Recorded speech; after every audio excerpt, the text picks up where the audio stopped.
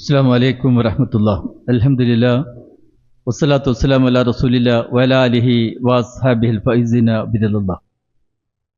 ആദരണീയനായ നമ്മുടെ പ്രഭാഷകൻ സുഹരി അവർകളെ, ബഹുമാന്യരായ ISM-ൻ്റെയും KNM-ൻ്റെയും MSM-ൻ്റെയും MGM-ൻ്റെയും പ്രവർത്തകരെ, ഒരുപാട് സംസാരിക്കാതെ ബഹുമാന്യനായ നമ്മുടെ പണ്ഡിതന് ഈ സ്ഥലം ഒഴിഞ്ഞു കൊടുക്കുകയാണ്. ഈ പരിപാടിയുടെ ISM-ൻ്റെ ഈ വിജ്ഞാനവേദിയുടെ ഉദ്ഘാടനം സർവശക്തനായ അള്ളാഹുവിൻ്റെ നാമത്തിൽ നിർവഹിച്ചതായി നിങ്ങളെ അറിയിക്കുന്നു. ഇവിടെ സ്വാഗത പ്രസംഗത്തിൽ സൂചിപ്പിച്ചതുപോലെ ഇന്നത്തെ കാലഘട്ടം നമ്മളൊരുപാട് ഭയപ്പെടുകയാണ്. നമുക്ക് വേണ്ടത് അടുത്തൊരു തലമുറയെയാണ്. അത് ഇല്ലാതെയായി പോകുമ്പോൾ എന്ന ഭയപ്പാടാണ് യഥാർത്ഥത്തിൽ എല്ലാവർക്കുമുള്ളത്. ആത്മവിചിന്തനം, അത് ആ ആത്മാവ് നന്നാക്കിക്കൊണ്ട് തന്നെ, നമ്മളെ ആത്മാവിനെ പരിശോധിച്ചുകൊണ്ട് തന്നെ ഓരോ നിമിഷവും മുന്നോട്ട് പോയാൽ മാത്രമേ നമുക്ക് ഈ ഉത്തരവാദിത്തങ്ങൾ ഏൽക്കുന്ന ഒരു തലമുറയെ വാർത്തെടുക്കാൻ സാധിക്കുകയുള്ളൂ എന്നാണ് ഞാൻ മനസ്സിലാക്കുന്നത്.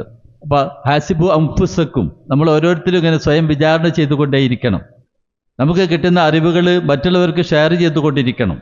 നമ്മുടെ മക്കൾ അങ്ങനെ ഇതേ നേരത്തെയൊക്കെ ഒരു വിജ്ഞാനവേദി നമ്മൾ സംഘടിപ്പിക്കുമ്പോൾ സ്വാഭാവികമായിട്ടും അതിലങ്ങനെ നിറഞ്ഞൊഴുകും.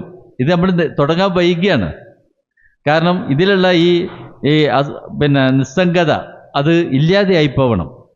ഇൻഷാ അല്ലാഹ് അതാകും. നമ്മൾ തികഞ്ഞ പ്രതീക്ഷയോട് കൂടിയിട്ട് എല്ലാം റബ്ബിൽ അർപ്പിച്ചുകൊണ്ട് റബ്ബിൻ്റെ സഹായം നമുക്കുണ്ടാകുമെന്ന പരിപൂർണ വിശ്വാസത്തോടു കൂടി, അതോടൊപ്പം തന്നെ വൽ തൻളുർ നഫ്സുമാ ഖദ്ദമത്തിൽ ഗദിൻ, നാളേക്ക് വേണ്ടി എന്താണ് നമ്മുടെ കയ്യിലുള്ളത് എന്ന ആ പരിശോധനയോടുകൂടി നമ്മുടെ ജീവിതവുമായി മുന്നോട്ട് പോവുക. സർവശക്തനായ അള്ളാഹു നമ്മെ എല്ലാവരെയും അനുഗ്രഹിക്കുമാറാവട്ടെ. വാഖിറു ദഅവാനാ അൽഹംദുലില്ലാഹി റബ്ബിൽ ആലമീൻ. അസ്സലാമു അലൈക്കും വറഹ്മത്തുള്ളാഹി വബറകാതുഹു. ബഹുമാന്യനായ പണ്ഡിതനെ ആദരപൂർവ്വം ക്ഷണിക്കുന്നു.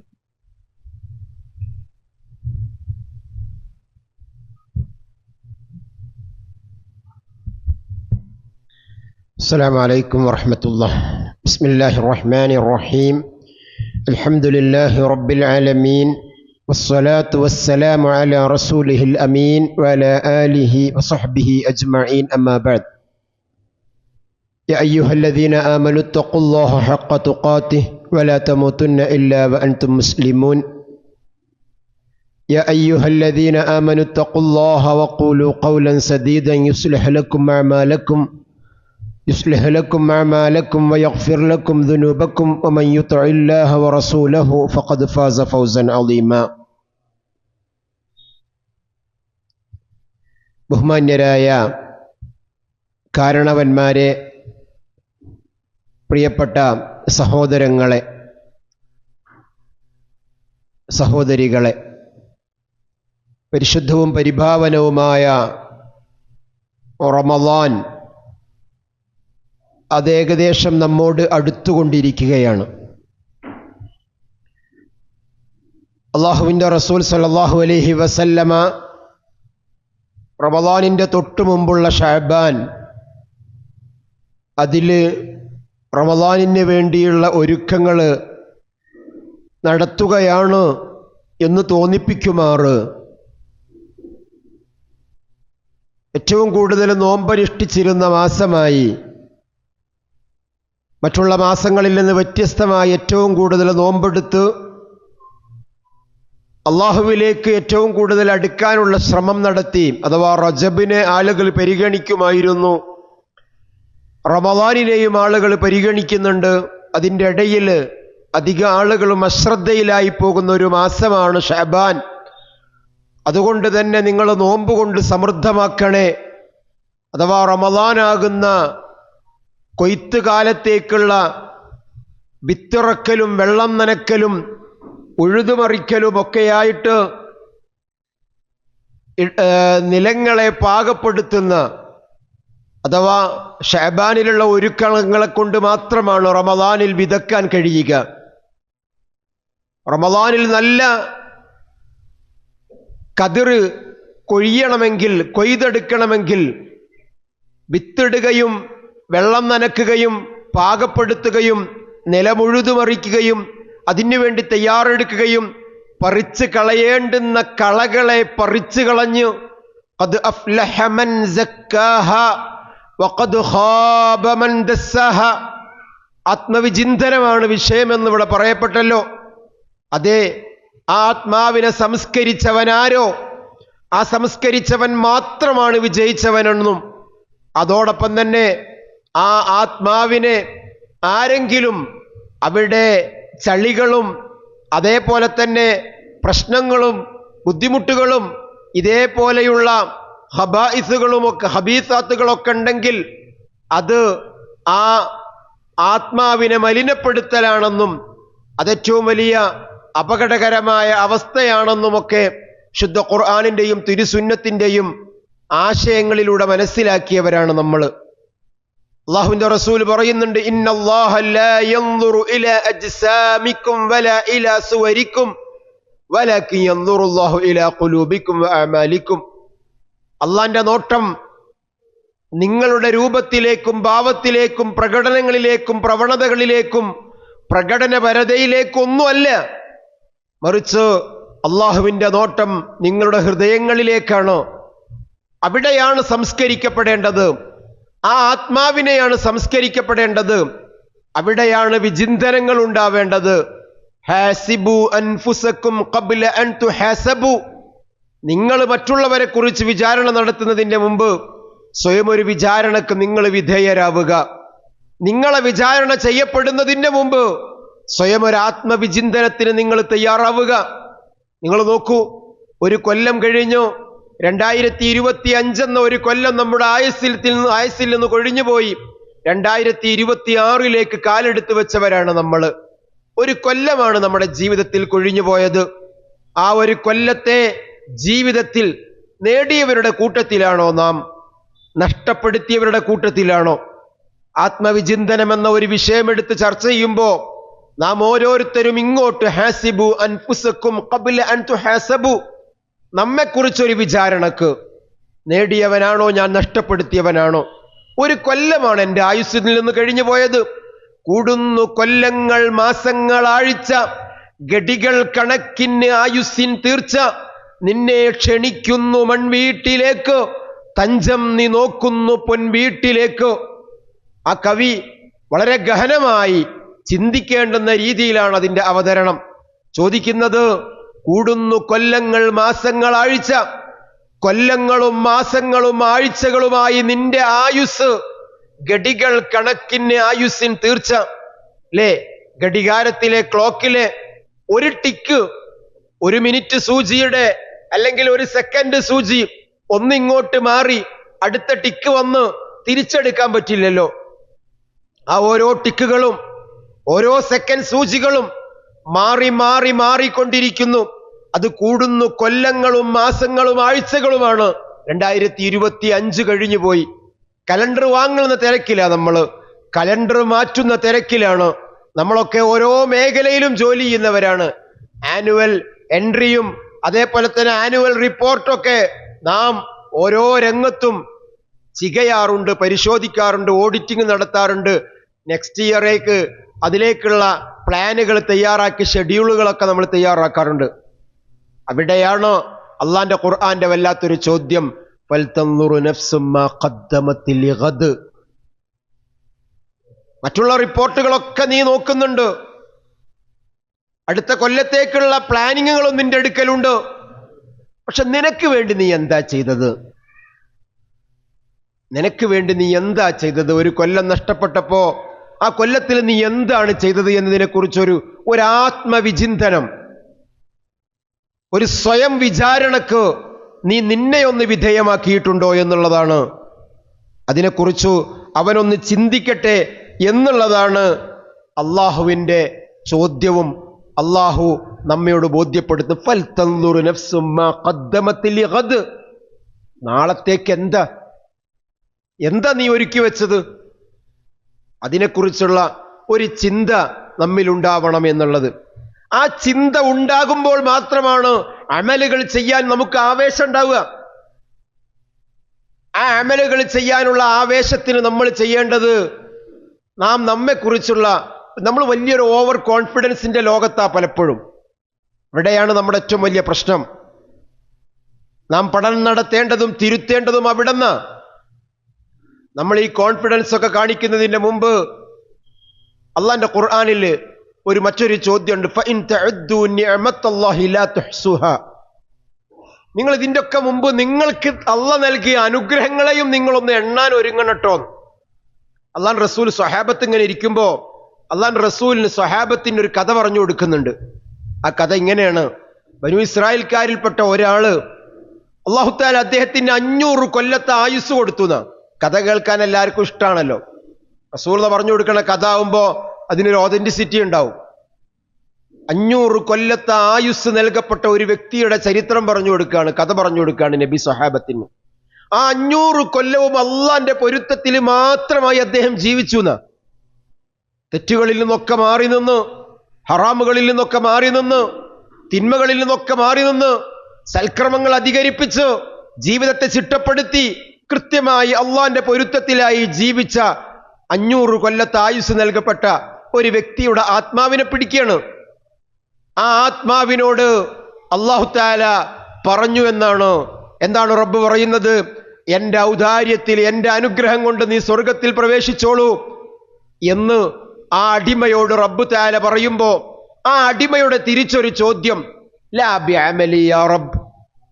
500 കൊല്ലം നിന്റെ പൊരുത്തത്തിലായി ഹറാമുകളിൽ നിന്ന് മാറി നിന്ന്, തിന്മകളിൽ നിന്ന് മാറി നിന്ന്, നിന്റെ ഇഷ്ടത്തിനനുസരിച്ച് മാത്രം ജീവിച്ച ഒരാളാണ് ഞാൻ.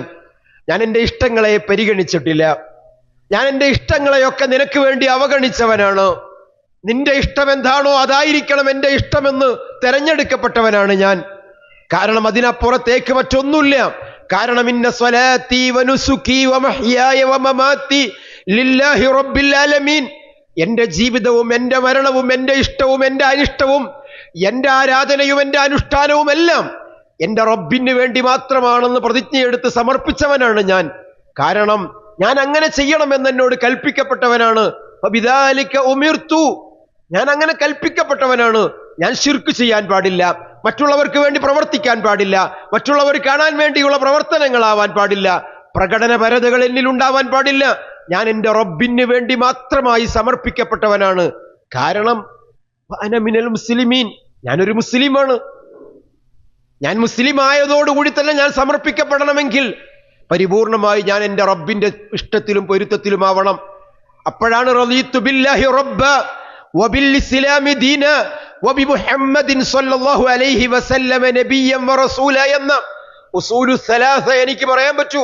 അതാണ് ഉസൂലു സലാസ.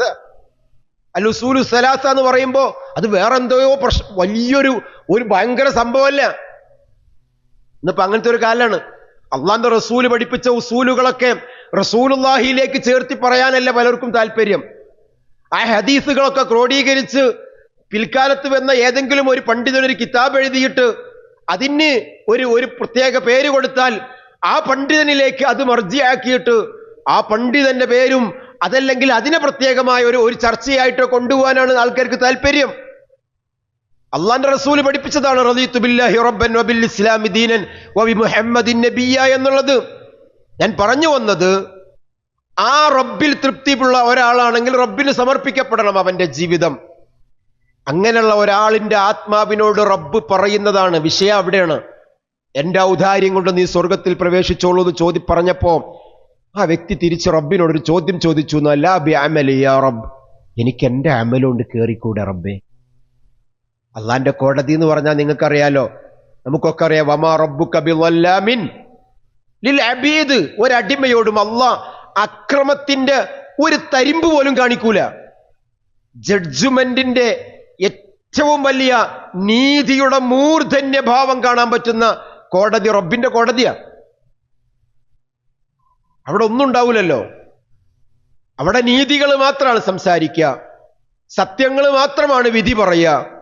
അൽയൗമ നഖ്തിമു അലാ അഫ്വാഹിഹിം വതുകല്ലിമുനാ ഐദീഹിം വതശ്ഹദു അർജുലുഹും ബിമാ കാനൂ യക്സിബൂൻ. രേഖകളെ അവൻ അവഗണിക്കുമ്പോ, അതിനെതിരെ അവൻ സാക്ഷി പറയുമ്പോ, മലക്കുകൾക്കെതിരെ അവൻ പറയുമ്പോ, മറ്റുള്ളവർക്ക് എന്നെ കുറ്റപ്പെടുത്തുകയാണെന്ന് ആവലാതി പറയുമ്പോ, വായക്ക് സീല് വെച്ച് അവന്റെ കൈകളും കാലുകളും പോലും ചെയ്ത പ്രവർത്തനത്തിന് സാക്ഷ്യം വഹിക്കുന്ന ഒരു വിചാരണയുടെ കോടതി. ആ കോടതിയിൽ അല്ലാഹുത്താല ഒരു തരിമ്പ് പോലും അക്രമം കാണിക്കൂല. അല്ലാഹുത്താല പറഞ്ഞു എന്നാ എങ്കിൽ വിചാരണയ്ക്ക് വേദി ഒരുങ്ങിക്കോട്ടെ. പക്ഷെ അള്ളാന്റെ കോടതിയിൽ വിചാരണയ്ക്ക് ഒരു സ്വഭാവമുണ്ട്. അതെന്താ സ്വഭാവം? അല്ലാഹുത്താല നൽകിയ അനുഗ്രഹങ്ങൾ മുഴുവനും ഒരു ഭാഗത്തും അള്ളാഹുവിന് നാം ചെയ്ത പ്രവർത്തനങ്ങൾ ഒരു ഭാഗത്തും വെച്ചിട്ടുള്ള ഒരു കമ്പയർ ചെയ്യലുണ്ട്. അള്ളാന്റെ റസൂൽ സ്വഹാബത്തിന് കഥ പറഞ്ഞു കൊടുക്കുകയാണ്.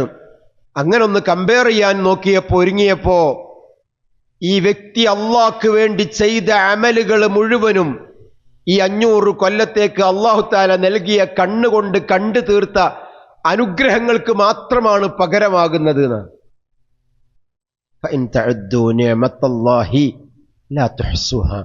അള്ളാന്റെ അനുഗ്രഹം ഒന്ന് എണ്ണി തിട്ടപ്പെടുത്താൻ നമ്മൾ ഒരുങ്ങിയാണ്ടല്ലോ, തിട്ടപ്പെടുത്താൻ കഴിയൂല. ആത്മവിചിന്തനത്തിന് ഒരുങ്ങുമ്പോ നമ്മൾ ആദ്യം എടുത്ത് ഒഴിവാക്കേണ്ടത് നമുക്ക് വലിയൊരു ഓവർ കോൺഫിഡൻസ് നമുക്ക് വേണ്ട. ഞാനല്ലെങ്കിൽ ഞാനൊന്നും കഴിച്ചില്ലായില്ലെങ്കിൽ പിന്നെ ആരാന്നുള്ള ആ ഒരു വല്ലാത്ത ഒരു ഒരു ഒരു ഒരു ഭയങ്കരമായ ചിന്ത ഉണ്ടല്ലോ, അതുണ്ടാകുമ്പോൾ തന്നെ നമ്മളൊന്ന് മടിയരാവും, മറ്റൊന്ന് അഹങ്കാരികളാകും. ഇബാദത്തുകളിൽ ആത്മാർത്ഥതയുണ്ടാവില്ല. ഇബാദത്തുകളിലേക്ക് ആത്മാർത്ഥമായി ഇറങ്ങാൻ പറ്റൂല. ചെയ്യുന്ന അമലുകൾ മുഴുവനും ഞാൻ എൻ്റെ റബ്ബിനോട് കാണിക്കുന്ന നന്ദിയാണെന്ന ബോധ്യമുണ്ടാവണം നമുക്ക്. അപ്പോഴേ നമുക്ക് ആത്മവിചിന്തനത്തിന് ഒരുങ്ങാൻ തന്നെ പറ്റുള്ളൂ. അതല്ല എങ്കിൽ നമ്മൾ ആ കൊമ്പത്ത് കാലും കയറ്റി വെച്ച് ഇങ്ങനെ ഇരുന്നിട്ട് ഞാനല്ലെങ്കിൽ പിന്നെ ആര് എന്ന ഒരു തലത്തിലാണ് റബ്ബിനോടുമെങ്കിൽ ഇല്ല. വമൻ തകബ്ബറ വദഅഹുല്ലാഹ്, മൻ തവാളഅ റഫഅഹുല്ലാഹ്, വമൻ തകബ്ബറ വദഅഹുല്ലാഹ്. ആത്മവിചിന്തനത്തിന്റെ ചരിത്ര മേഖലയിലേക്കൊക്കെ പോകുന്നതിന് നമ്മളിൽ ഉണ്ടാകേണ്ട ആദ്യത്തെ ഒന്നാമത്തെ ഘട്ടം ഞാൻ എൻ്റെ റബ്ബിലേക്ക്, എൻ്റെ റബ്ബിന്റെ തീരുമാനത്തിലേക്ക്, ഞാൻ എൻ്റെ റബ്ബിന്റെ അനുഗ്രഹത്തിലേക്ക്, ഔദാര്യത്തിലേക്ക് ആവശ്യമുള്ളവനാണ്. കാരണം ആ റബ്ബിന് നന്ദി ചെയ്യുന്ന ഒരു അടിമയായി മാറേണ്ടവനാണ് ഞാനെന്ന്. അതുകൊണ്ടാണല്ലോ അള്ളാന്റെ റസൂല് രാത്രി ഇങ്ങനെ നിന്ന് നമസ്കരിച്ചിട്ട് കാലുമ്മ നീര് വരുന്ന, നടന്നിട്ട് കാലുമ്മ നീര് വരും ചില ആൾക്കാർക്ക് അല്ലേ. പ്രയാസം. ഹജ്ജൊക്കെ കഴിഞ്ഞ് ഹജ്ജിനും ഉംറക്കൊക്കെ പോയവർക്ക് തവാഫും സായിയൊക്കെ കഴിഞ്ഞു വന്ന ചില ആൾക്കാരെ കാലുമ്മ നീരൊക്കെ ഉണ്ടാവും. നിന്ന് നിസ്കരിച്ചിട്ട് കാലുമ്മ നീര് വരിക കണ്ടിട്ട് സഹിക്കാൻ വയ്യാതെ ആയിഷ ബീവി ചോദിക്കുന്ന ഒരു ചോദ്യമുണ്ട്. അള്ളാന്റെ റസൂലെ ഗുഫിറ ലക മാ തഖദ്ദമ മിൻ ദംബിക വമാ തഅഖർ, കഴിഞ്ഞതും വരാൻ പോകുന്നതുമായ പാപങ്ങളൊക്കെ പൊറുക്കപ്പെട്ട നേതാവല്ലേ നബിയെ താങ്കൾ? ഇത്രയധികം പ്രയാസപ്പെടണോ, ഇങ്ങനെ കഷ്ടപ്പെടണോ? റബ്ബ് തആല അങ്ങേക്ക് പൊറുക്കപ്പെട്ടിട്ടില്ലേ? പിന്നെന്തിനാണ് കാലുമ്മ നീര് വരുവോളം ഇങ്ങനെ പ്രയാസപ്പെടുന്നത്?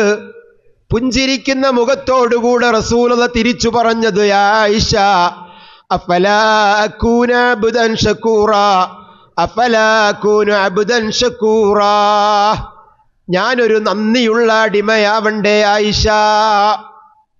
ആരാണ് ഈ പറയുന്നതെന്നറിയോ? മുത്തുനബി എഴുന്നേറ്റ് വരുമ്പോ ആ പുണ്യഭൂമേനിയിൽ ഈത്തപ്പനമടക്കലിന്റെ പാടുണ്ടായിരുന്നു എന്ന് ചരിത്രം. ചകിരിയുടെ തലയണയാണ് റസൂല് തലക്ക് വെച്ചിരുന്നത്. ഏകദേശം 2 മാസത്തോളം ആ വീട്ടിൽ നിന്ന് തീ പുകഞ്ഞിട്ടില്ല എന്ന് ചരിത്രം. ചോദിക്കുന്നവരോട് എങ്ങനെയാണ് നിങ്ങളുടെ ജീവിതം മുന്നോട്ട് പോകുന്നതെന്ന് ചോദിക്കുമ്പോ ആ ഉറിയിൽ തൂക്കിയിട്ടിരിക്കുന്ന കാരക്കയും കൂജയിലുണ്ടായിരുന്ന വെള്ളവും കാണിച്ച് അതിലെ ഈത്തപ്പഴം കൊണ്ടും ഇതിലെ കൂജയിലെ വെള്ളം കൊണ്ടാണെന്ന് 2 മാസത്തോളം ആ റസൂലുള്ളാഹി പറയുകയാണത്രേ, അഫലാ അകൂനു അബ്ദൻ ശകൂറ, ഞാനൊരു നന്ദിയുള്ള അടിമയാവണ്ടേ? നമ്മളൊക്കെ നാളെ റബ്ബിനോട് എന്താ മറുപടി പറയാ? നമ്മളെ ഫ്രിഡ്ജൊന്നും ഇങ്ങോട്ട് തുറന്നാല് അല്ലേ, ആ ഫ്രിഡ്ജ് ഇങ്ങോട്ട് തുറക്കുമ്പോ തന്നെ എന്തെങ്കിലും സാധനങ്ങൾ താഴത്തേക്ക് വീഴും ഇല്ല സഹോദരിമാരെ? കാരണം അത്രയും നിറഞ്ഞിരിക്കുകയായിരിക്കും നമ്മുടെ ഫ്രിഡ്ജ്, അത്ര അധികം സാധനങ്ങൾ ഉണ്ടാവും. ആദ്യം ഒരു ചെറിയ സിംഗിൾ ഡോറായിരുന്നു, പിന്നെ അത് ഡബിൾ ഡോറായി അല്ലേ. ഇപ്പൊ അപ്പുറത്തുനിന്നും ഇപ്പുറത്തുനിന്നും ഒക്കെ അടക്കണ അലമാര മാതിരിയാണ്, എന്നാലും ബാക്കിയാണ്. എന്നിട്ട് പറയാണ്, ഇനി ആ ബാക്കിയുണ്ടെങ്കിൽ ആയിഷാത്തവനോട് കണ്ട് കൊടുത്താളെ ചെയ്യുന്നു ബാക്കിയുള്ളത്. നമസ്കാരം. ഇൻഷാ അല്ലാഹ് പ്രോഗ്രാമിന് ശേഷം ഒന്നിച്ചായിരിക്കുമെന്ന് സംഘാടകർ അറിയിച്ചിട്ടുണ്ട്. അൽഹംദുലില്ലാഹി അവ്വലൻ വ ആഖിറ. ഞാൻ പറഞ്ഞു വന്നത്, അള്ളാഹിൻ്റെ അനുഗ്രഹങ്ങൾ ധാരാളം ആസ്വദിക്കുന്നവരും അനുഭവിക്കുന്നവരുമാണ് നമ്മൾ. അതുകൊണ്ട് തന്നെ അള്ളാഹിൻ്റെ റസൂലിൻ്റെ ആ ചോദ്യത്തിന് നമ്മൾ കൂടുതൽ അർഹരാണ്. അഫല അകൂന അബ്ദൻ ഷക്കൂറ, ഞാനൊരു നന്ദിയുള്ള അടിമയാവണ്ടേന്ന്. ആത്മീയമായി വല്ലാതെ അനുഗ്രഹങ്ങൾ കിട്ടിയ നേതാവാണ് റസൂലുള്ളാഹി എങ്കിൽ ഭൗതികമായി നമ്മൾ ഇന്ന് അനുഭവിക്കുന്നതിൻ്റെ 10% പോലും ഇല്ല.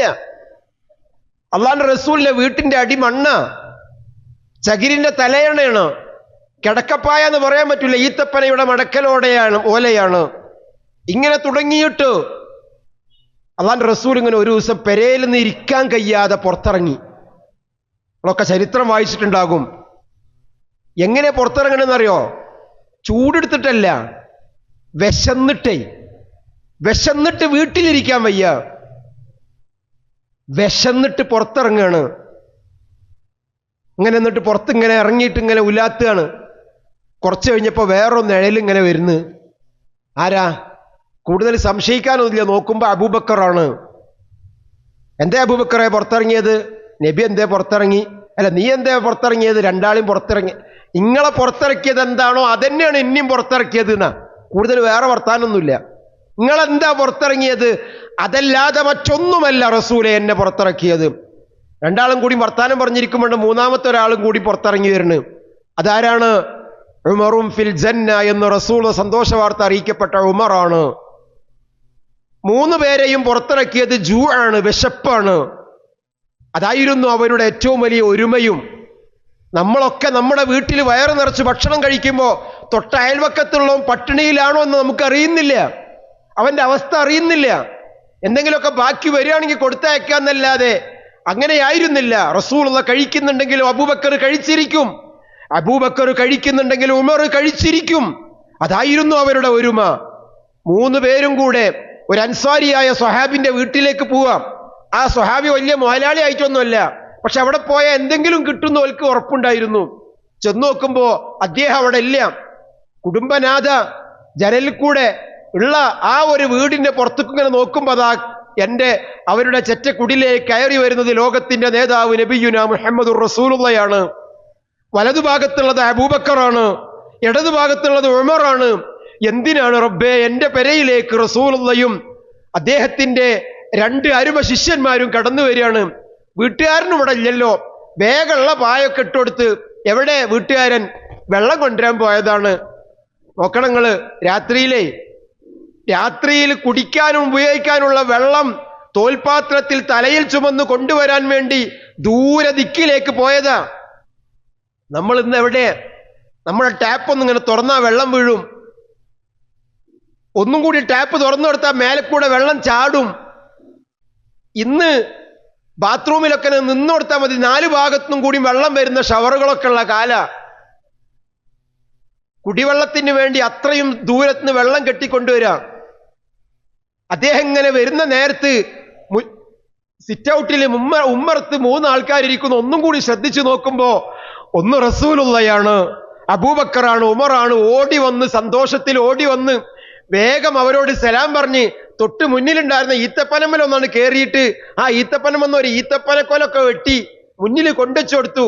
അപ്പോ രാത്രിയിൽ ആവേശത്തിന്റെ തിരക്കിൽ അതിൽ പഴുത്തവും പച്ചയൊക്കെ ഉണ്ട്. വിശപ്പിന്റെ കാഠിന്യം കൊണ്ടും ആഗ്രഹം കൊണ്ടും അബൂബക്കറും ഉമറും റസൂലുള്ളൊക്കെ ആ ഈത്തപ്പഴമൊക്കെ തിന്നു. അതിൽ പച്ചയും പഴുപ്പൊന്നും നോക്കാൻ നേരം കിട്ടിയില്ല. ഏറ്റവും വലിയ കൂട്ടാൻ എന്താന്ന് ചോദ്യത്തിന് ഒരാൾ പറഞ്ഞത്രേ, ഏറ്റവും നല്ല കൂട്ടാൻ വിശപ്പാണ്. വിശപ്പെന്ന കൂട്ടാനുണ്ടെങ്കിൽ എല്ലാ ഭക്ഷണത്തിനും വല്ലാത്ത രുചിയാണ്. ആ വിശപ്പില്ലാത്തതുകൊണ്ടാണ് നമ്മൾ പലപ്പോഴും ഭക്ഷണത്തിനെ കുറ്റം പറയുന്നത്. വേഗം പെരേപ്പ് ഉള്ളിൽ പോയിട്ട് കുറച്ച് ഇറച്ചിയും ഉള്ള മാവൊക്കെ കൂട്ടിയിട്ട് കുറച്ച് റൊട്ടിയും ഇറച്ചിയോ കറിയൊക്കെ കൊണ്ടുവന്ന് അതൊക്കെ കഴിക്കാൻ കൊടുത്തു. അതൊക്കെ കഴിച്ച് സന്തോഷത്തോടുകൂടെ റസൂലുള്ളയും അബൂബക്കറും ഉമറും വയറു നിറച്ച് ഭക്ഷണം കിട്ടിയ സന്തോഷം കൊണ്ട് നന്ദിയും പറഞ്ഞ് പുറത്തിറങ്ങുമ്പോൾ അബൂബക്കർ അങ്ങോട്ടും ഉമർ ഇങ്ങോട്ടും റസൂലുള്ളാഹിന്റെ വീട്ടിലേക്ക് ഇങ്ങനെ പോകാൻ ഒരുങ്ങുമ്പോൾ രണ്ടാളും കൂടി ഒന്നിങ്ങനെ ചേർത്ത് പിടിച്ചിട്ട് മുത്തുനബി പറയുന്ന ഒരു വാക്കുണ്ട്, സഹോദരങ്ങളെ, സന്തോഷായില്ലേ അബൂബക്കർ, ഉമറെ? ഓ റസൂലെ, സന്തോഷായി. വയറു നിറച്ച് ഭക്ഷണം കിട്ടിയപ്പോ, വിശന്ന് പൊരിഞ്ഞ നേരത്ത് ഭക്ഷണം കിട്ടിയപ്പോ ഇതിനേക്കാൾ വലിയ സന്തോഷം എന്താ? വലിയ സന്തോഷായി. എങ്കിൽ എന്ന് വിശുദ്ധ ഖുർആനിന്റെ ആയത്ത് അതിനോടർത്ഥം കുറിക്കുന്ന ഒരു ഉപദേശം മുത്തുനബി കൊടുത്തുന്ന ഇത്ര ഈ സന്തോഷത്തെക്കുറിച്ചും ഈ റബ്ബ് നൽകിയ അനുഗ്രഹത്തെക്കുറിച്ചും നാളെ റബ്ബ് ചോദിക്കൂട്ടോ.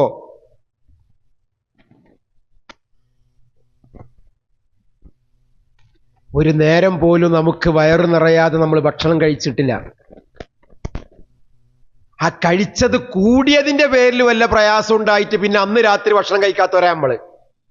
ഉച്ചക്കൊക്കെ പാർട്ടിക്ക് പോയിട്ട് അത് കൂടിയിട്ട് പിന്നെ ഒന്ന് ഭക്ഷണം വേണ്ടാന്ന് പറയാന്നല്ലാതെ വിശക്കുന്നൊരവസ്ഥ നമ്മളൊന്നും അനുഭവിക്കേണ്ടി വന്നിട്ടില്ല. ആ അനുഗ്രഹങ്ങളൊക്കെ റബ്ബിന്റെ മുന്നിൽ നമ്മളോട് അതൊക്കെ വെച്ച് ചോദ്യം ചെയ്യപ്പെടുന്ന ഒരു കാലം, ഒരു അവസ്ഥയും വരാനുണ്ട്.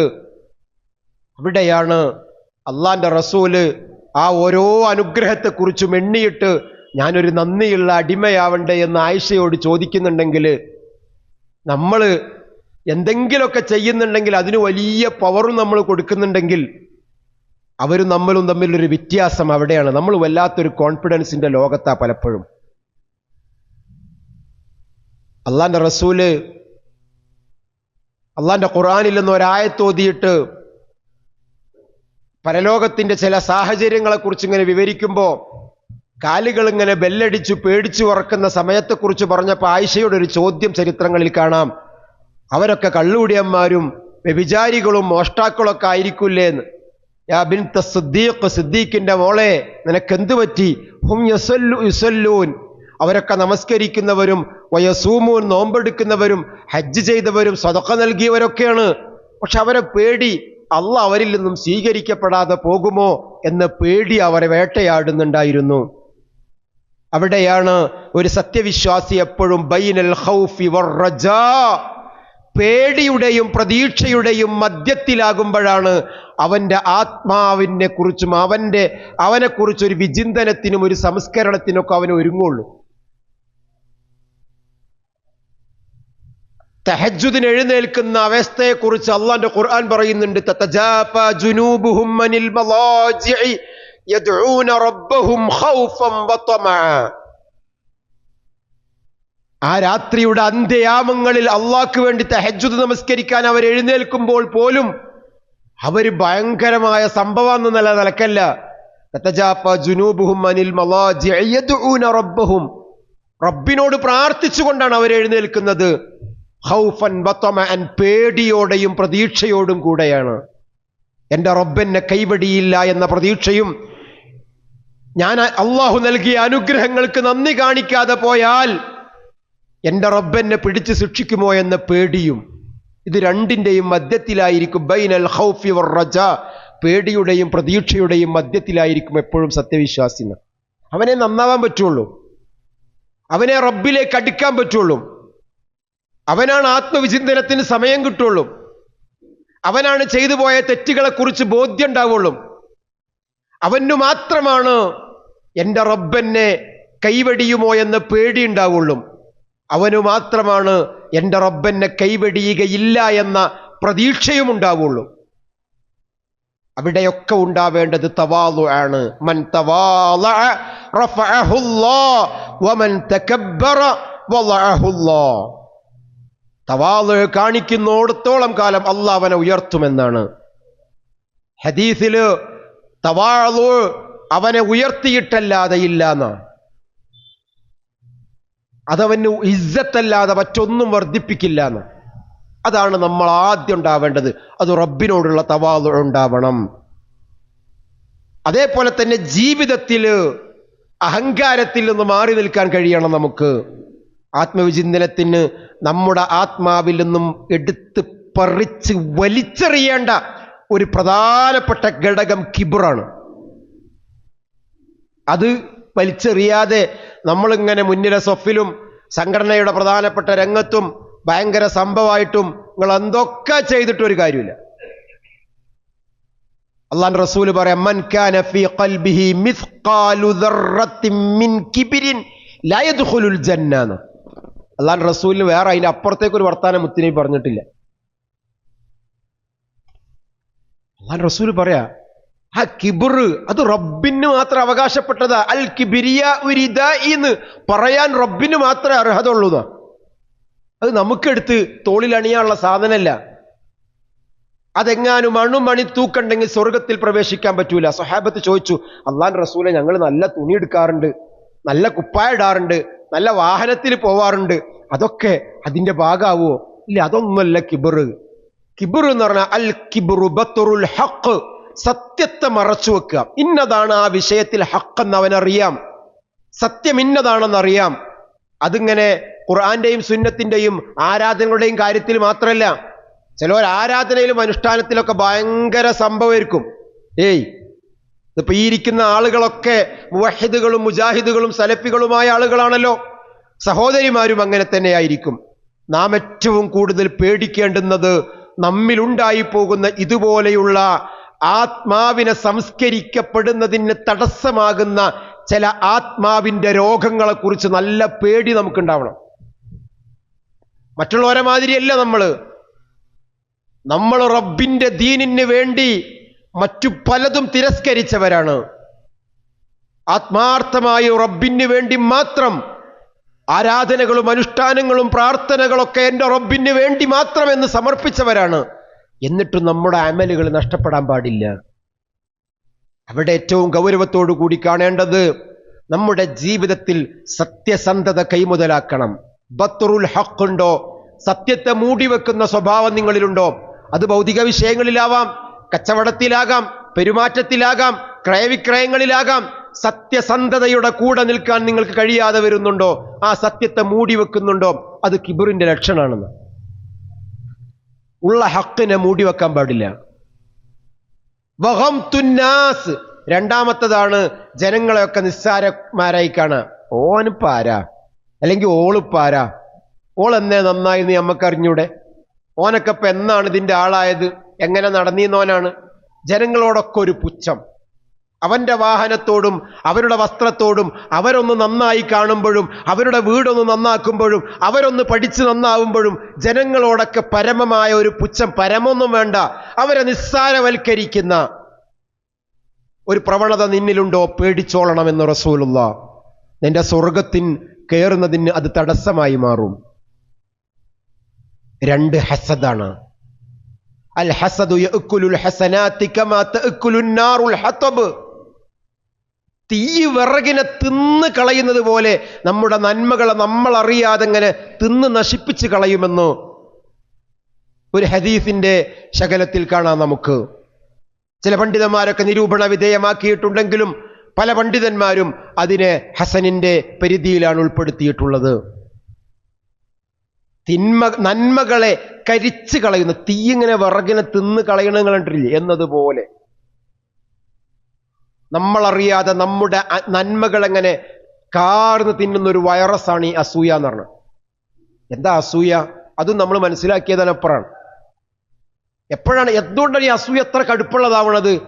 റസൂലുള്ളാഹി സ്വല്ലല്ലാഹു അലൈഹി വസല്ലം വിശദീകരിച്ചു കൊടുത്തത് അസൂയ എന്ന് പറയുന്നത് ഏതാന്ന് വെച്ചാൽ, മറ്റുള്ളവനെ പോലെ നമ്മളും ആവാൻ ആഗ്രഹിക്കുന്നത് അസൂയല്ല, മറിച്ചോ മറ്റുള്ളവന്റെ അനുഗ്രഹങ്ങൾ നീങ്ങിപ്പോകണമെന്നൊരു മനസ്സ് നിങ്ങൾക്കുണ്ടോ? അതാണ് അസൂയ. നിങ്ങളുടെ സംസാരത്തിൽ, നിങ്ങളുടെ പ്രവർത്തനത്തിൽ, ഇനി ഇതൊന്നും അല്ലെങ്കിലും നിങ്ങളുടെ നോട്ടം കൊണ്ടെങ്കിലും, അൽ ഐനു ഹക്കുൻ എന്നുള്ള ഒരു ഹദീസിനൊക്കെ വല്ലാണ്ട് ചർവണം നടത്താറുണ്ടല്ലോ. ഈ അൽ ഐനു ഹക്കുൻ എന്ന ഹദീസിൽ തന്നെ വരുന്നത് അസൂയയാണെന്ന പണ്ഡിത ലോകത്തിന്റെ പ്രവചനം. അഥവാ കണ്ണുകൊണ്ട് നോക്കിയിട്ടെങ്കിലും ഓന്റെ ആ അനുഗ്രഹം നീങ്ങിപ്പോകണമെന്ന് മനസ്സുകൊണ്ട് പ്രാർത്ഥിക്കുക. അതാണ് ഈ അൽ ഐനു ഹക്കുൻ എന്നൊക്കെ പറഞ്ഞാൽ. അതുകൊണ്ടാണ് അത് ഇത്ര വലിയ അപകടമെന്ന് പറഞ്ഞത്. അത് ഉണ്ടാവരുത് നമ്മളെ ഭാഗത്തുനിന്ന്. അസൂയ അത്ര അപകടമാണ്. കുശുമ്പും അതേപോലെയുള്ള ഈ പറഞ്ഞ പകയും വിദ്വേഷവും. അല്ലാഹുവിന്റെ റസൂൽ പറയാം, എല്ലാവർക്കും കുല്ലു ഉമ്മത്തി മുആഫാത്തുൻ, എന്റെ ഉമ്മത്തിനൊക്കെ അള്ളാഹ് അഫൂ ചെയ്യും, അള്ളാഹ് പുറത്തു കൊടുക്കും. മുവഹിദുകൾക്ക് രണ്ട് കൂട്ടർക്ക് അള്ളാഹ് പുറത്തു കൊടുക്കൂല എന്നാണ്. ലി മുശ്രിക്കിൻ ഔ ലി മുശാഹിനിൻ. മുശ്രിക്ക് സ്വഹാബത്തിന് പെട്ടെന്ന് മനസ്സിലായി. എന്താ ഈ മുഷാഹിൻ എന്ന് പറഞ്ഞാൽ അറിയോ നിങ്ങൾക്ക്? ഷഹന, പക, വിദ്വേഷം, വിരോധം, കുടിപ്പക, ഈ സാധനം നമ്മുടെ കൽബിൽ, നമ്മുടെ ആത്മാവിലുണ്ടെങ്കിൽ അത് നീങ്ങാതെ നമ്മൾ എത്ര വിചിന്തനത്തിന് ഒരുങ്ങിയിട്ട് ഒരു കാര്യമില്ല, സംസ്കരണത്തിന് ഒരുങ്ങിയിട്ടും കാര്യമില്ല. അള്ളാഹുക്ക് പൊറുക്കൂലെന്നാ. ആകാശത്തുള്ള ലോകത്തേക്ക് അവരുടെ അമലം കണ്ട് ഉയർത്തപ്പെടൂലെന്ന്. റമദാനിന്റെ മുമ്പ് ചെത്തിമിന് ഇപ്പം സഹോദരിമാരൊക്കെ തേച്ചുളിൻ്റെയും നനച്ചുളിൻ്റെ ഒക്കെ തിരക്കിലായിരിക്കും. മുളക് പൊടി എത്ര ഉണ്ട്, മല്ലിപ്പൊടി എത്ര ഉണ്ട്, അതിൻ്റെ കണക്കെടുക്കലും അതേപോലെ തന്നെ അരിപ്പൊടി കൂടുതലാക്കലും വീട് വൃത്തിയാക്കി ഒക്കെ വേണ്ടതാട്ടോ. റമദാനിന് വേണ്ടി ഒക്കെ ഒരുങ്ങണം. അതൊക്കെ നമ്മുടെ കുടുംബത്തിനെ നല്ല രീതിയിൽ പോറ്റാനാണ്, നോക്കാനാണ്. അല്ലാഹു തആല സഹോദരിമാരെ നിങ്ങൾക്ക് അതിനൊക്കെ പ്രതിഫലം നൽകട്ടെ. അതിനുമപ്പുറത്തേക്ക് നനച്ചുളിയും തേച്ചുളിയും ഒക്കെ സംസ്കരിക്കപ്പെടേണ്ടത് നമ്മുടെ ഖൽബിലാണ്, നമ്മുടെ ആത്മാവിനെയാണ്. അവിടെയാണ് ശുദ്ധീകരണം നടത്തേണ്ടത്. ഖദ് അഫ്ലഹ മൻ സക്കാഹാ, അവനാണ് വിജയിന. കാരണം ഞാൻ തുടക്കത്തിൽ തുടങ്ങി പറഞ്ഞ ഹദീസ്, അള്ളാന്റെ നോട്ടം ഇങ്ങോട്ടാ. 3 തവണ വലത്തെ കൈ ഇങ്ങനെ ഹൃദയത്തിന്റെ മേലെങ്ങനെ വെച്ചിട്ടാ റസൂൽ പറഞ്ഞത്, അത്തഖ്വാ ഹാഹുനാ, അത്തഖ്വാ ഹാഹുനാ, അത്തഖ്വാ ഹാഹുനാ. ഇവിടെയാണ് തഖ്വ, ഇവിടെ നിന്നാണ് തഖ്വ, ഇവിടെയാണ് തഖ്വയുടെ ഉത്ഭവം. അതുകൊണ്ടാണ് അല്ലാഹു തആല ഇവിടെ ശുദ്ധിയാക്കണമെന്ന് മുത്തുനബി നമ്മളോട് പറഞ്ഞത്. ഇവിടെയാണ് റബ്ബിന്റെ നോട്ടമെന്ന് പറഞ്ഞത്. അതുകൊണ്ട് തന്നെയാണ് അലാ ഇന്ന ഫിൽ ജസദി മുദ്അ ഇദാ സ്വലുഹത് സ്വലുഹൽ ജസദു കുല്ലു വ ഇദാ ഫസദ ഫസദൽ ജസദു കുല്ലു അലാ വഹിയൽ ഖൽബ്. നിങ്ങളുടെയൊക്കെ ശരീരത്തിൽ ഒരു മാംസകഷ്ണമുണ്ട്. അത് നന്നായാൽ നീ മൊത്തം നന്നായി. അതെങ്ങാനും കേടുവന്നാലോ നീ മൊത്തം കേടുവന്നു. അലാ വഹിയൽ ഖൽബ്. അതാണ് ആത്മാവ്, അതാണ് ഖൽബ്, അതാണ് ശുദ്ധീകരിക്കപ്പെടേണ്ടത്. റബ്ബിന്റെ നോട്ടം അങ്ങോട്ടാണ്, അവിടെയാണ് സംസ്കരിക്കപ്പെടേണ്ടത്. കാരണം ദുശ്ചിന്തകൾ മാറിപ്പോകേണ്ടത് അവിടെ നിന്നാണ്. അള്ളാഹിനെ കുറിച്ചുള്ള നല്ല ചിന്തകൾ വരേണ്ടത് അവിടെ നിന്നാണ്. ഇഖ്ലാസിന്റെ ഉത്ഭവം അവിടെയാണ്, തഖ്വയുടെ ഉത്ഭവം അവിടെയാണ്. അത് നന്നാവണം, അതുണ്ടാവണം. അവിടെ നന്നാവണമെങ്കിൽ തഖ്വ അവിടെ നിന്ന് തഖ്വയുണ്ടാവണം. ആ തഖ്വ അവിടെ നിന്ന് ഉത്ഭവിച്ചാലോ തഖ്വല്ലിലാഹു മദാറു കുല്ലി സഅദത്തിൻ വത്തിബാഉ അഹ്വാ റഅസു ശർരി ഹബായില. അതാണ് എല്ലാ വിജയത്തിന്റെയും മാനദണ്ഡം. അതെങ്ങാനും ഇല്ല എങ്കിലോ അവന്റെ ദേഹേച്ഛക്കും അവന്റെ തന്നിഷ്ടത്തിനും അവന്റെ തോന്നിവാസത്തിനും വേണ്ടി പോകുമ്പോൾ അവന്റെ പരാജയവുമായിരിക്കും. അവിടെയാണ് ക്ലിയർ വരുത്തേണ്ടത്. അവിടെ പകയും വിദ്വേഷമൊക്കെ ഒന്ന് ഒഴിവാക്കുക. ഒരു ഹദീസിൽ റസൂലുള്ളാഹി പറയുന്ന ഒരു രംഗം സ്വഹാബത്ത് നമുക്ക് വിവരിച്ചു തരുന്ന ഒരു അസറിൽ കാണാം. അള്ളാഹുവിന്റെ റസൂലും സ്വഹാബത്തും ഇങ്ങനെ ഇരിക്കുക. അപ്പൊ റസൂലുള്ളാഹി പറഞ്ഞു, ഒരാളിപ്പോ കടന്നു വരും, അയാൾ സ്വർഗത്തിലാണെന്ന്. സ്വഹാബത്തൊക്കെ ഇങ്ങനെ സാഗൂതം ആകാംക്ഷയോടുകൂടി നോക്കിയിരിക്കുക. അള്ളാന്റെ റസൂല് സ്വർഗാവകാശി എന്ന് പറഞ്ഞ ആളാരാ? അപ്പണ്ട് ഒരാളിങ്ങനെ ഒളുടുത്തിട്ട് താടിമക്കൂടെ വെള്ളം ഇങ്ങനെ ഉറ്റിയിട്ട് ഇടത്തെ കയ്യിൽ ചെരുപ്പും പിടിച്ചിട്ട് ഇങ്ങനെ ഒരാളിങ്ങനെ കയറി വരുന്നു. ഇടത്തെ കയ്യിൽ ചെരുപ്പ് പിടിച്ചിട്ടുണ്ട്, ഒളുടുത്തിട്ടുള്ള ആ വെള്ളം ഇങ്ങനെ താടിമക്കൂടെ ഉറ്റിയിട്ട് ഒരാളിങ്ങനെ കയറി വന്നു. അബ്ദുല്ലാഹ് ഇബ്നു മസ്ഊദ് ആണെന്നാണ് എൻ്റെ ഓർമ്മ. അദ്ദേഹം പിന്നാലെ കൂടിയെന്ന ഈ സ്വഹാബിയുടെ, ഈ വന്ന സ്വഹാബി സഅദ് റളിയല്ലാഹു അൻഹു ആണെന്നൊക്കെ അഭിപ്രായമുണ്ട് പണ്ഡിതന്മാർക്കിടയിൽ. ഏതാവട്ടെ, അദ്ദേഹത്തിന്റെ പിന്നാലെ കൂടി. അബ്ദുല്ലാഹ് ഇബ്നു അംർ ഇബ്നുൽ ആസ് ആണ് അദ്ദേഹത്തിന്റെ പിന്നാലെ കൂടിയതെന്നാണ്. ഏതായിരുന്നാലും ഒരു സ്വഹാബി അദ്ദേഹത്തിന്റെ പിന്നാലെ കൂടി. എന്തിനാ? ഈ സ്വഹാബിയെ കുറിച്ചൊന്ന് പഠിക്കാൻ. അദ്ദേഹം സ്വർഗത്തിലാണെന്ന് റസൂലുള്ളാഹി പറഞ്ഞെങ്കിൽ അദ്ദേഹത്തിന്റെ ജീവിതത്തെ കുറിച്ചൊന്ന് പഠിക്കാനുള്ള ആകാംക്ഷയിൽ 3 ദിവസം മൂപ്പര പിന്നാലെ കൂടി. 3-ാമത്തെ ദിവസം, സുഹൃത്തെ, ഞാൻ 3 ദിവസം നിങ്ങളെ പിന്നാലുണ്ട്. അള്ളാന്റെ റസൂല് പറഞ്ഞു, അങ്ങ് സ്വർഗത്തിന്റെ അവകാശികളിൽപ്പെട്ട ഒരാളായിരിക്കാമെന്ന്. ആണെന്ന്. അങ്ങയുടെ ജീവിതത്തിന്റെ രീതി ഒന്ന് പഠിക്കാൻ വന്നതാണ്. എന്നിട്ട് എന്തേ, പ്രത്യേകിച്ച് എന്തെങ്കിലും കണ്ടോ? പ്രത്യേകിച്ചൊന്നും കണ്ടില്ല. എന്നാലും കുറച്ചൊക്കെ ഉണ്ടെങ്കിലും പ്രത്യേകിച്ച് അതിനു മാത്രമൊന്നും ഞാൻ കണ്ടില്ല. എങ്കിൽ വേറൊന്നുമില്ല എൻ്റെ അടുക്കല്. പക്ഷെ എന്നും കിടന്നുറങ്ങാൻ നേരത്ത് ഞാനിങ്ങനെ ഒരു ഉറപ്പ് വരുത്തിയിട്ടാ കിടന്നുറങ്ങുക. എനിക്ക് ആരോടെങ്കിലും എനിക്ക് പകയുണ്ടോ? എനിക്ക് വെറുപ്പുണ്ടോ, എനിക്ക് വിദ്വേഷമുണ്ടോ, ആരെങ്കിലുടെയും അഭിമാനം ഞാൻ ധ്വംസിച്ചിട്ടുണ്ടോ, ആരെങ്കിലും ഞാൻ പരിഹസിച്ചിട്ടുണ്ടോ, ആരോടെങ്കിലും എനിക്ക് വല്ല ബാധ്യതയുമുണ്ടോ? ഇല്ല ഇല്ല ഇല്ല. ഒരാളുടെയും അഭിമാനം ഞാൻ ധ്വംസിച്ചിട്ടില്ല, ഒരാളെയും ഞാൻ പരിഹസിച്ചിട്ടില്ല, ഒരാളോടും എനിക്ക് പകയും വെറുപ്പും വിദ്വേഷവുമില്ല. എല്ലാവരോടും എനിക്കുള്ളത് ഗുണകാംക്ഷയാണ് എന്നുറപ്പുവരുത്തിയിട്ടാണ് ഞാൻ ഓരോ ദിവസവും കിടന്നുറങ്ങാറുള്ളത്. അത് തന്നെയാണ് സ്വർഗപ്രവേശനത്തിന് കാരണം. അപ്പൊ അള്ളാന്റെ സ്വർഗത്തിൽ കയറുന്നതിന് ഇതൊക്കെ വലിയൊരു ഘടകമാണോന്നാ? ആണ് എന്നല്ലേ നമുക്ക് ഇതിൽ നിന്ന് മനസ്സിലാകുന്നത്. ഞാൻ സ്വർഗത്തിൽ പോണ നബി, എനിക്ക് നരകത്തിൽ നിന്ന് മാറിക്കണം, ഞാൻ എന്താ ചെയ്യേണ്ടതെന്ന് വെച്ചപ്പോൾ റസൂല പറഞ്ഞെന്താ, നിന്റെ നാവിനെ നീ ഒന്ന് നിയന്ത്രിച്ചാൽ മതിയെന്ന്. എല്ലാവരെയോടും ഉപദ്രവിക്കുന്ന ആളുകളെ കുറിച്ച്, എന്നാ നിസ്കാരം നോമ്പൊക്കെ ഉള്ള ഒരു പെണ്ണേരത്തിയാണ്, അവരെക്കുറിച്ച് റസൂലുള്ളാഹിനോട് പരിചയപ്പെടുത്തിയപ്പോൾ റസൂലുള്ളാഹി അവരെക്കുറിച്ച് ഹിയ ഫിന്നാർ എന്ന് പറഞ്ഞില്ലേ? ഒരു അയൽവാസിയെക്കുറിച്ച് നിങ്ങൾക്ക് അറിയില്ലേ ചരിത്രം? മറ്റൊരാളെ കുറിച്ച് പരിചയപ്പെടുത്തി. നിർബന്ധമായ നിസ്കാരവും നോമ്പും സൽക്കർമ്മങ്ങളൊക്കെ തന്നെ ഉള്ളൂ, വേറെ ഒന്നുമില്ല പ്രത്യേകിച്ച്. പക്ഷേ അവരെക്കുറിച്ച് പറഞ്ഞപ്പോൾ അള്ളാഹ് റസൂൽ അവർ സ്വർഗത്തിലാണെന്ന് പറഞ്ഞു. കാരണം എന്താ? ഒരാൾക്കും അവരെ കൊണ്ടൊരു ഉപദ്രവമില്ല, ഒരു പ്രയാസമില്ല. അവിടെയാണ് നമ്മുടെ നാവിനെയും നമ്മുടെ ഖൽബിനെയും ഒക്കെ നിയന്ത്രിക്കുന്ന ഒരു നിയന്ത്രണങ്ങളായി ഇൻഷാ അള്ളാഹ് നമുക്ക് മാറാൻ കഴിയുന്നുണ്ടെങ്കിൽ, അതിന് പറ്റിയ സമയവും സന്ദർഭവും നന്നാക്കിയെടുക്കാനുള്ള എല്ലാ സാഹചര്യങ്ങളും ഒരുങ്ങിയ സമയത്ത് നമ്മെക്കുറിച്ച് നല്ലൊരു ബോധ്യം നമുക്കുണ്ടാവുക. മറ്റുള്ളവരിലേക്കുള്ള വിരലുകൾ ചൂണ്ടുമ്പോൾ ഈ ബാക്കി മൂന്നും നമ്മിലേക്കാണ് ചൂണ്ടുന്നത്, ചൂണ്ടേണ്ടതും അങ്ങനെയാണ്. മറ്റുള്ളവരെക്കുറിച്ചുള്ള ബേജാറല്ല, നമ്മെക്കുറിച്ചുള്ള ബേജാറ്. സ്വഹാബത്ത് അങ്ങനെയായിരുന്നു. അല്ലാഹുവിന്റെ റസൂലിന്റെ അവസാന കാലത്തിലെ ഈ വിശ്വാസത്തിലും പ്രവർത്തനങ്ങളിലൊക്കെ കാപട്യുള്ള ചില ആൾക്കാരുടെ പേരുകൾ അല്ലാഹുവിന്റെ റസൂൽ സ്വഹാബത്തിന് പറഞ്ഞു കൊടുത്തു. അതുവരെ ഇന്നൽ മുനാഫിഖീന ഫിദ്ദർക്കിൽ അസ്ഫലി മിനന്നാർ ഖുർആൻ പറഞ്ഞതാണ്. ആയത്തുൽ മുനാഫിഖി സലാസ, കപട വിശ്വാസമുള്ളവരുടെ ലക്ഷണം 3 എണ്ണാണ്. സംസാരിക്കുമ്പോൾ നുണ പറയാ, അതേപോലെ തന്നെ വാക്തത്വം ചെയ്താൽ ലംഘിക്കുക, അതേപോലെ എന്താ വിശ്വസിച്ചാൽ വഞ്ചിക്കുക, തമ്മിൽ തെറ്റിയാ തെറി പറയാ. തമ്മിൽ തെറ്റിയാ പിന്നെ തെറി പറയാ, പിന്നെ ഏതാ ഗ്രൂപ്പ് എന്നുള്ളതാ നമ്മൾ നോട്ടം, പിന്നെ നമുക്കൊരു നിയന്ത്രണമില്ല. ഇതൊക്കെ കാപട്യത്തിന്റെ ലക്ഷണമാണ്, കപടവിശ്വാസത്തിന്റെ ലക്ഷണമാണ് എന്നൊക്കെ റസൂൽ അതിൽ നിന്ന് മാറിക്കാൻ വേണ്ടി പറഞ്ഞു.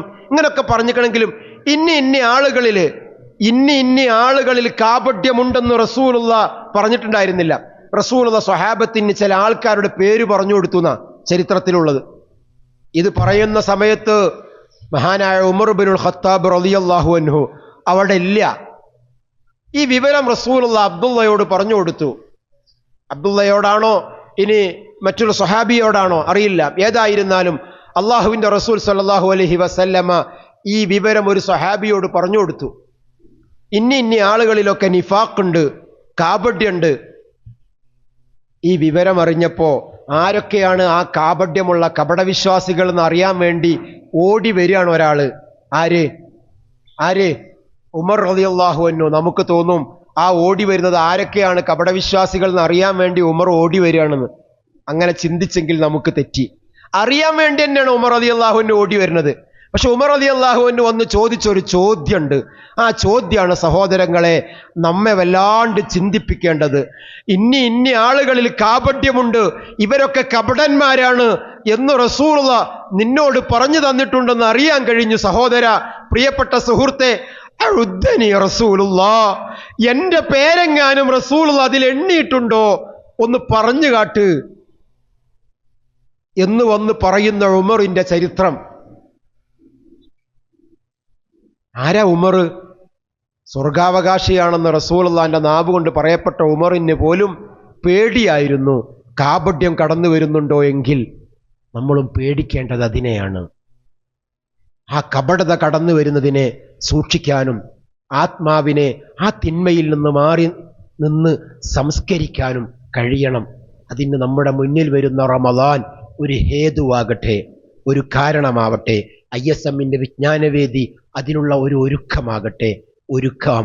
നമുക്ക് നമ്മുടെ ഖൽബിനെ നിയന്ത്രിക്കാം, നമ്മുടെ ആത്മാവിനെ സംസ്കരിക്കാം, നമ്മുടെ ചിന്തകളെ മാറ്റാം, നമ്മുടെ കണ്ണുകളെ ശ്രദ്ധിക്കാം, നമ്മുടെ കാതുകളെ ഹറാമിൽ നിന്ന് മാറ്റി നിർത്താം, നമ്മുടെ അവയവങ്ങളെ. ഒരുങ്ങാം റമളാനിനായി. മറ്റുള്ളവർക്ക് വേണ്ടിയല്ല, നമുക്ക് വേണ്ടി. മറ്റുള്ള ഒരുക്കങ്ങൾക്കപ്പുറത്തേക്ക് നമുക്ക് വേണ്ടിയിട്ടുള്ള ഒരു ഒരുക്കങ്ങൾ.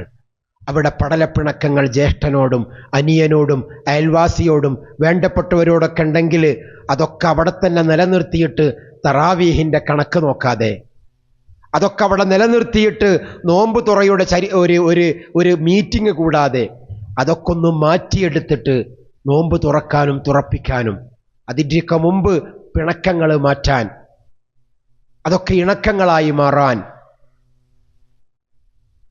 അതിനുള്ള തീരുമാനങ്ങൾ ഉണ്ടായിട്ട് മറ്റുള്ള സാധാ പ്രവർത്തനങ്ങളിലേക്ക് നമ്മൾ ഇറങ്ങാതെ നമുക്ക് വിജയം വരിക്കാൻ കഴിയില്ല. കാരണം ഖദ് അഫ്ലഹ മൻ സക്കാഹ, ആ ഖൽബിനെ, ആ ജീവിതത്തെ, ആ രീതിയിൽ ആത്മാവിനെ സംസ്കരിച്ചവർക്ക് മാത്രമേ വിജയം വരിക്കാൻ കഴിയുകയുള്ളൂ എന്നുള്ളത് നാം മനസ്സിലാക്കുക. കാരണം ശുദ്ധിയാവേണ്ടത് അവിടെയാണ്. റബ്ബിന്റെ നോട്ടവും അങ്ങോട്ടാണ്. അല്ലാഹു തആല അതിന് നമുക്ക് തൗഫീഖ് നൽകുമാറാകട്ടെ. ആത്മാവിനെ നിയന്ത്രിക്കാനും ആത്മാവിനെ സംസ്കരിക്കാനും റബ്ബ് അനുഗ്രഹിക്കട്ടെ എന്ന പ്രാർത്ഥനയോടെ അസ്സലാമു അലൈക്കും.